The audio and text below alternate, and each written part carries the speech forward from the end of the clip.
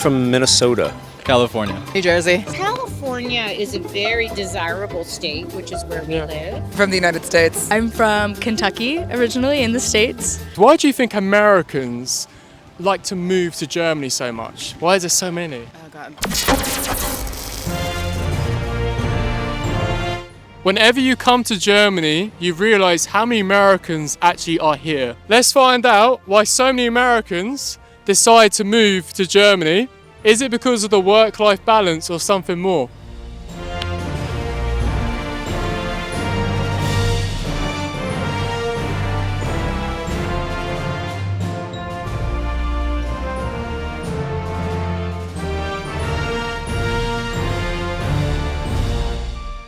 I think it's the quality of life. I think that Germany has certain laws and regulations, and they adhere to them.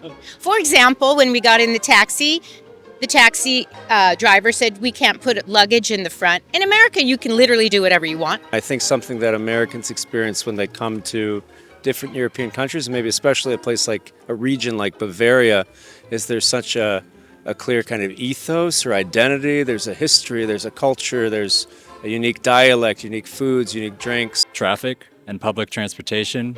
And I guess in the umbrella of that is the social welfare in general across healthcare, and the culture really kind of allows for that, more sociability. It doesn't feel like it's a dog eat dog. There's so much to do outside. Everybody spends the time outside. Everybody's so nice here. It's easy to just talk to everybody. The food here is amazing. There's so much bio kind of food here. People just really take care of their lives and living here. I'm much more aware of how loud me and my friends are in public. That's just a habit. I like beer a lot more now. I wasn't a beer drinker before I came here, and now I'm a big beer girl. Now, I will always preface when I walk into a shop or something, I'll ask, sprechen Sie English? Just make sure they speak English, so I'm not like assuming, everybody speaks English here. Why do so many Americans say about this work-life balance? Like, how big of a difference is it for you? Yeah, it definitely exists a lot more here than in the U.S. I mean, in the U.S. it's just work, work, work. If you want to get time off, then, make sure you take like what you're allowed. But here, it's just, they want to make sure that you're happy and you can actually live your life. Wow. Yeah, big difference. Yeah. Well, COVID changed everything. For the first time ever, people could work remotely and keep their job. Right. And once they started doing that, they said, well, shoot, if I'm willing to work in a different time zone, for example, my daughter works for Amazon and she's based in Seattle, but she lives in New York because they said, fine. So it's a 3-hour time difference, but she enjoys that. She gets up earlier and she has more time to herself. But you can work in Europe and have a 6-hour time difference or 8-hour time difference. So as long as your company allows you and you pay your taxes, often an international company says, yes, you can live wherever you want. In the United States, it's go home, it's go to work, go home, go to work, go home, and that's all there is. And people brag about how long it's been since they take a vacation. That's a good one. That is a fair one. In America, we live to work, and here it feels like we work to live.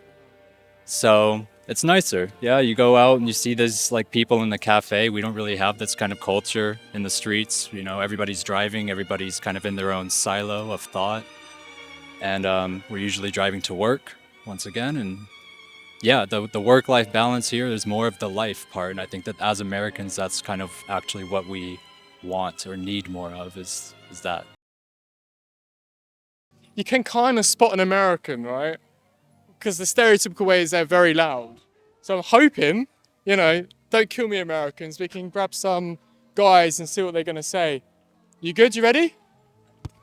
Let's go. What do you think about the healthcare? I know, obviously, why is it so different in America? Like, a lot of people are saying about the healthcare is not the best. Or what's your opinion on that? I mean, having a baby in the U.S., so if you have a C-section, it's $60,000 plus. If you have a regular delivery, it's $30,000.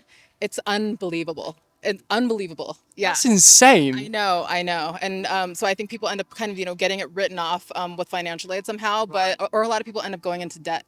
Why don't we just go to Canada? The healthcare, I don't know. I honestly can't say anything educated about that. I haven't had any significant, thankfully, problems with that. Oh, I really want to say this. So Obama created a healthcare disaster, and instead of just creating a healthcare program for the 22% of people who were uncovered and giving them some universal coverage, he changed everyone's healthcare. People like me who pay an enormous amount of money for private healthcare pay a lot more now for a lot less. So my benefits greatly decreased under the new Obamacare system. He burdened the system with the huge amount of bureaucracy that wastes a huge amount of the funding.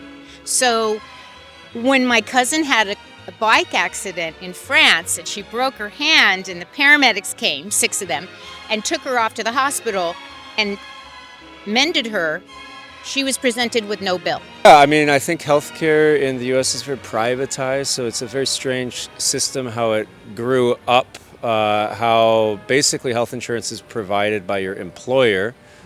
So unless you have that full-time employed status, seeking out your own health insurance, it can be very expensive. Now, there have been a lot of laws passed in the past decade under Obama, and then different states doing their own kind of thing that have created markets that are more affordable for individuals who aren't employed. But yeah, there certainly could be efforts to pursue more widely accessible and affordable health care. For one, it's not horribly expensive. We don't have to like pay here in Germany. Yeah, the employers pay for a lot of it, and it's automatically deducted.